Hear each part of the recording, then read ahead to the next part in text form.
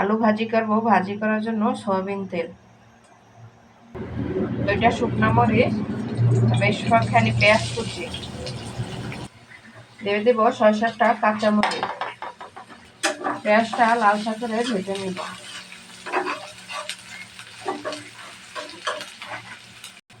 পেঁয়াজ ভাজা হয়ে গেছে, দিয়ে দেবো আলু কুচি, লবণ, হলুদের গুঁড়া, ধনিয়া গুঁড়া, মশলার সাথে ভালোভাবে মিশিয়ে নেব।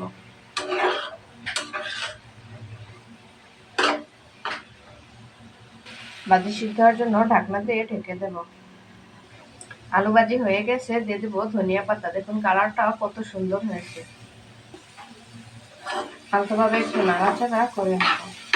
2 মিনিটের মতো জাল দিলেই হয়ে যাবে।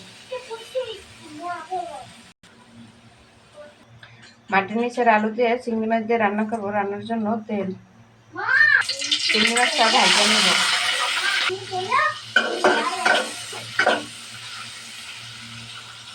চিংড়ি মাছ ভাজা হয়ে গেছে, পেঁয়াজ কুচি, পেঁয়াজটাও ভাজা নেব। লবণ কুচি, আলু অল্প তাই সামান্য হলুদের গুঁড়া, মরিচের গুঁড়া, মশলা কষানোর জন্য ঝোল। মশলাটা ভালোভাবে কষিয়ে নেব।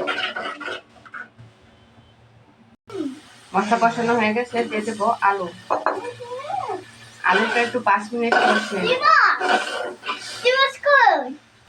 আলু কষানো হয়ে গেছে, সিদ্ধ হওয়ার জন্য ঝোল, অল্পই ঝোল দেব। জল দিয়ে আলতোভাবে একটু নাড়াচাড়া করে নেব, নাহলে আলুটা হয়ে যাবে। চিংড়ি মাছ দিয়ে মাটির নিচের আলু রান্না হয়ে গেছে, দিয়ে দেবো ধনিয়া পাতা। দেখুন আলুগুলো চাকা চাকা রয়েছে, কালারটাও কত সুন্দর হয়েছে।